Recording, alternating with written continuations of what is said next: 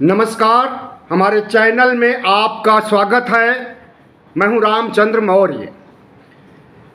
साथियों, 2024 के साथ साथ 3-4 राज्यों में होने वाले चुनाव की गहमागहमी बढ़ गई है। भारतीय जनता पार्टी तो 2 राज्यों में चुनाव संपन्न कराने के लिए टिकटों का वितरण भी करना शुरू कर दी है। छत्तीसगढ़ और मध्य प्रदेश में भारतीय जनता पार्टी की पहली लिस्ट जारी हो चुकी है और कुछ निराश और कुछ खुश हुए हैं उम्मीदवार। जो निराश हैं वो बगावत कर रहे हैं, जो खुश हैं वो मोदी मोदी कर रहे हैं। तो जो नाराज हैं वे पार्टी की नींव हिलाना चाहते हैं और जिसे टिकट मिली है उसे हराने की कवायद कर रहे हैं।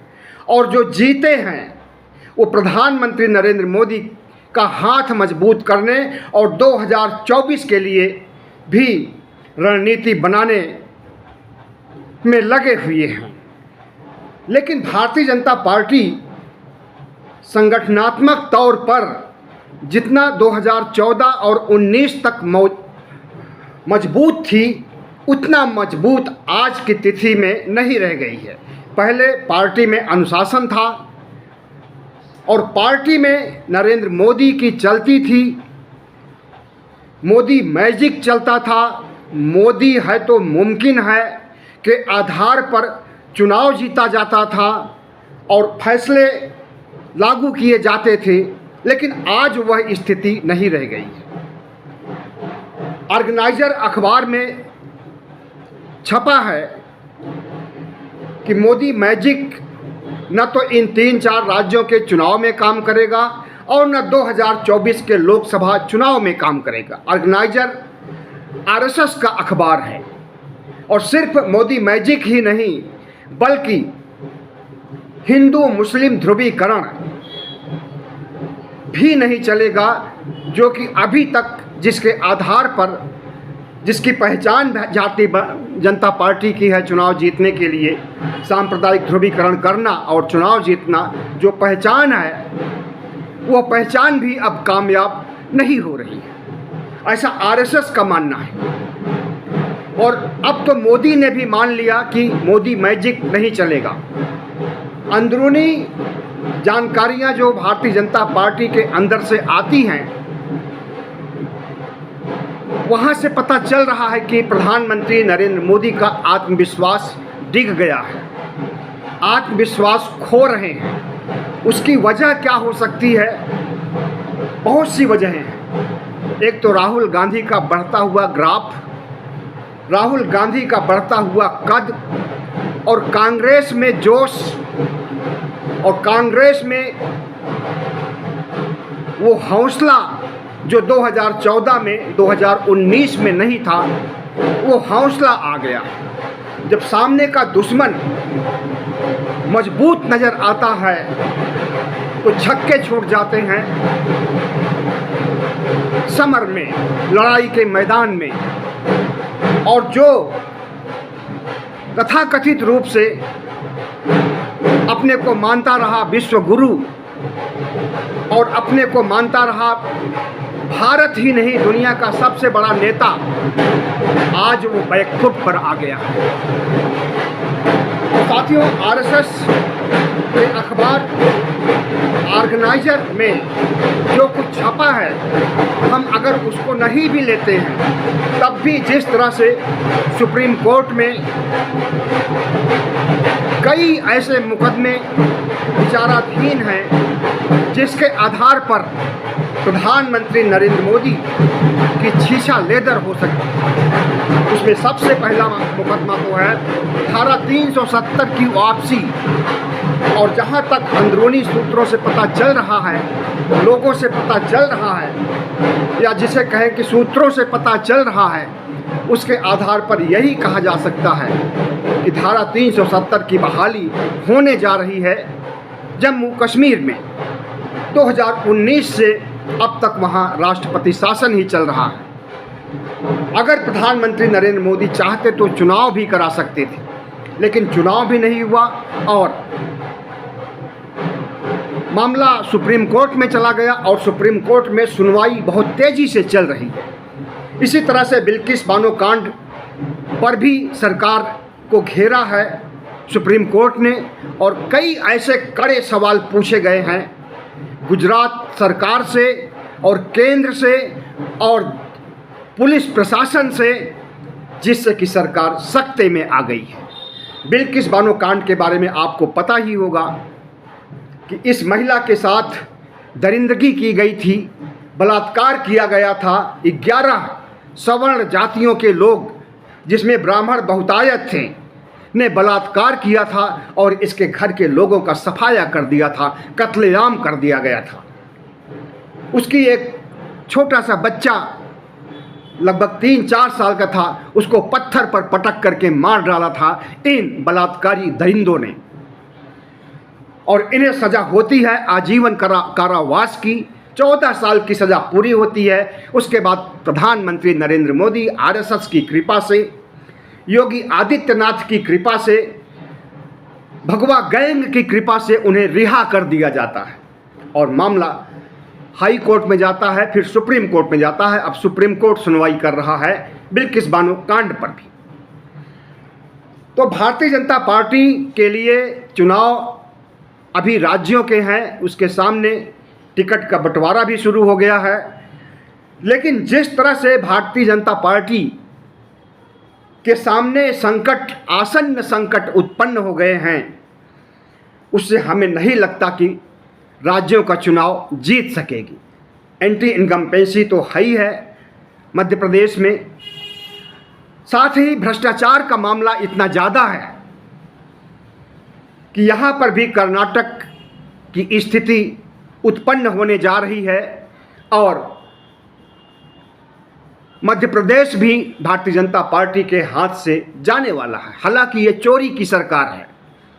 2018 में यहाँ पर कांग्रेस की जीत हुई थी, लेकिन सिंधिया को पटा करके, विधायकों की खरीद फरोख्त करके 1.5 साल बाद ही भारतीय जनता पार्टी यहाँ शासन में आ जाती है और मामा को मुख्यमंत्री बनाया जाता है। मामा से भी अच्छे संबंध नहीं है भारतीय जनता पार्टी के वरिष्ठ नेताओं के। मोदी और शाह के संबंध शिवराज सिंह चौहान से नहीं है अच्छे, वसुंधरा राजे से नहीं है, जो कि राजस्थान की मुख्यमंत्री रह चुकी हैं और राजस्थान की सबसे कद्दावर नेता हैं। छत्तीसगढ़ के पूर्व मुख्यमंत्री रमन सिंह से भी मोदी जी की नहीं बनती है। क्यों नहीं बनती है? इन 3 राज्यों के छत्रपों से। इसकी भी एक वजह है। वजह ये है कि ये लंबे समय तक मध्य प्रदेश, राजस्थान और छत्तीसगढ़ में शासन कर चुके हैं और मोदी जी को डर है कि इनका कद कहीं इतना बड़ा न हो जाए कि वे हमें आकर के चुनौती दें। जिस तरह से 3 टर्म पूरे करने के बाद गुजरात से मोदी जी को बुलाया गया था, उस समय के पार्टी के प्रमुख लाल कृष्ण आडवाणी ने इन्हें बुलाया था। उसी तरह से डर है कि कहीं ऐसा ना हो कि मोदी का विकल्प, ये तीनों राज्य के धुरंधर मोदी का विकल्प बन जाएं। और नरेंद्र मोदी चाहते हैं कि जब तक उनके अंदर कुवत है, ताकत है, तब तक वे प्रधानमंत्री बने रहें और उसके बाद राजपाट का काम अमित शाह को सौंप दिया जाए। न वे योगी को पसंद करते हैं, न शिवराज सिंह चौहान को, न वसुंधरा राजे को, न रमन सिंह को। जितने भी छत्रप हैं, जो Bharatiya Janata party double engine की सरकार रह चुकी या डबल इंजन की सरकार चल रही है, वहाँ के मुख्यमंत्री हैं प्रधानमंत्री नरेंद्र मोदी, किसी पर विश्वास नहीं करते और टिकट बंटवारे में भी उनका सहयोग नहीं लिया जा रहा है। अभी कल राजस्थान की सीट, कुछ चुनाव सीटों के लिए छत्तीसगढ़ और मध्य प्रदेश में टिकटों का बंटवारा हुआ। मध्य प्रदेश की 39 सीटों और छत्तीसगढ़ की 21 सीटों के लिए चुनाव प्रत्याशियों का चयन किया गया। इसमें न तो रमन सिंह से सहमति ली गई और न मामा शिवराज सिंह चौहान से कोई सहमति ली गई। राजस्थान में अभी उम्मीदवारों की घोषणा नहीं की गई है, लेकिन राजस्थान के लिए कमेटी बनाई गई है। पहली कमेटी है संकल्प पत्र तैयार करने, चुनावी घोषणा पत्र तैयार करने की कमेटी, और दूसरा है चुनाव अभियान चलाने, चुनाव जीतने की रणनीति बनाने वाली कमेटी। इन दोनों कमेटियों में वसुंधरा राजे का नाम नहीं है, और वसुंधरा राजे मध्य प्रदेश राजस्थान की सबसे कद्दावर नेता हैं। तो जाहिर है कि अशोक गहलोत के लिए उर्वर भूमि तैयार कर रहे हैं खुद नरेंद्र मोदी जी, वसुंधरा राजे को कमेटी में न रख करके और वसुंधरा राजे को अहमियत न दे करके।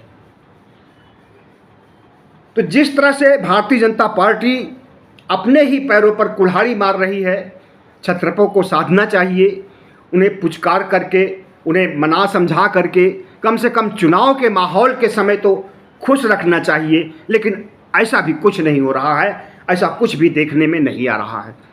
जिस पर प्रधानमंत्री नरेंद्र मोदी की भ्रिकुटी तन जाती है, उससे वो कभी खुश नहीं होते, उसे बर्बाद करके ही छोड़ते हैं।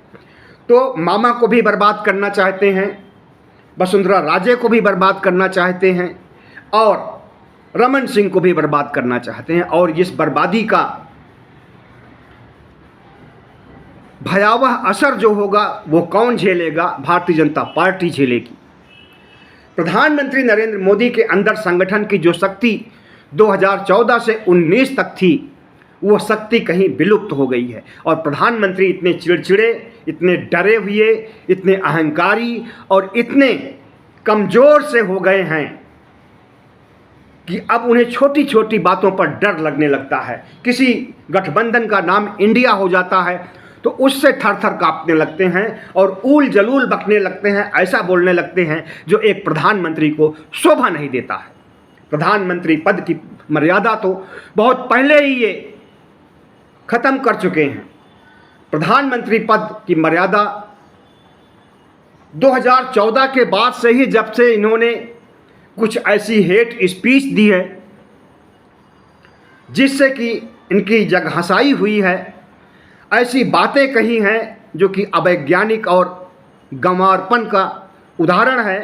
नाले के पानी से, नाले की गैस से चाय बनाने की बात कहना, बादल रडार में छिपे हुए हैं इसलिए दुश्मन को पता नहीं चल पाएगा, अटैक कर दो। इस तरह की गंवारू भाषा और गंवारू बातें जब प्रधानमंत्री नरेंद्र मोदी कहते हैं, सिर्फ इतना ही नहीं, सोनिया गांधी को जर्सी गाय, कांग्रेस की विधवा, कांग्रेस की एक और नेता रेणुका चौधरी को सुपंखा कहना कि ऐसी हंसी तो सुपंखा हंसती थी रामायण काल में, जैसा वो संसद में हंस रही थी। तो प्रधानमंत्री ने मुसलमानों के लिए क्या क्या नहीं कहा, शमशान, कब्रिस्तान, ईद में लाइट आती है, बिजली आती है तो होली में क्यों नहीं आती, कपड़े से पहचाने जा सकते हैं मुसलमान, मुसलमान कुत्ते के पिल्ले के बच्चे की तरह हो जाते हैं,